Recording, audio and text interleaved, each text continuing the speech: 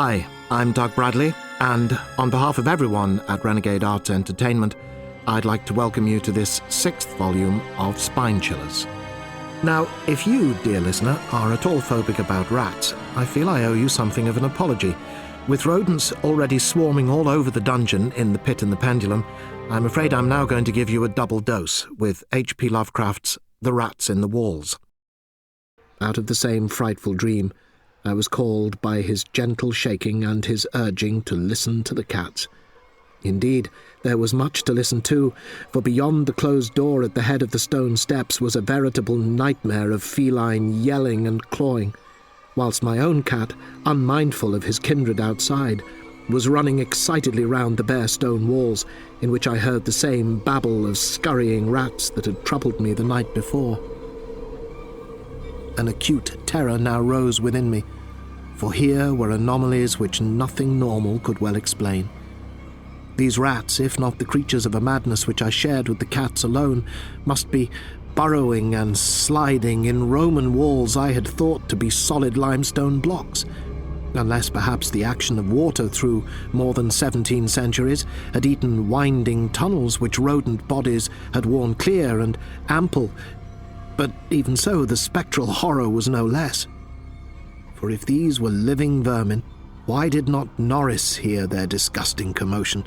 Why did he urge me to watch my cat and listen to the cats outside? And why did he guess wildly and vaguely at what could have aroused them? By the time I had managed to tell him as rationally as I could what I thought I was hearing, my ears gave me the last fading impression of the scurrying, which had retreated still downward, far underneath this deepest of subcellars, till it seemed as if the whole cliff below were riddled with questing rats.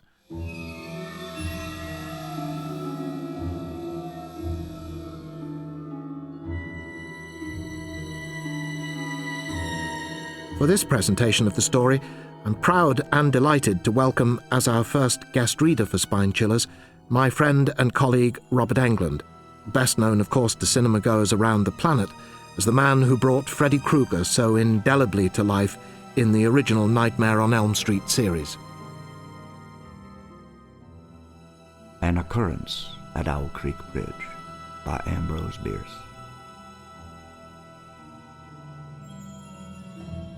Its recurrence was regular, but as slow as the tolling of a death knell. He awaited each new stroke with impatience and, he knew not why, apprehension.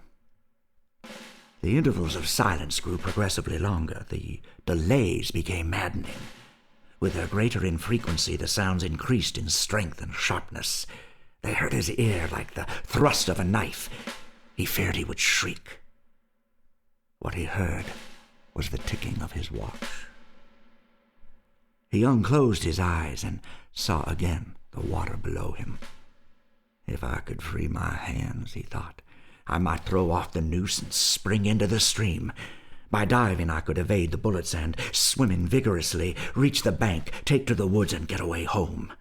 My home, thank God, is as yet outside their lines. My wife and little ones are still beyond the invaders' farthest advance. As these thoughts, which have here to be set down in words, were flashed into the doomed man's brain rather than evolved from it, the captain nodded to the sergeant. The sergeant stepped aside.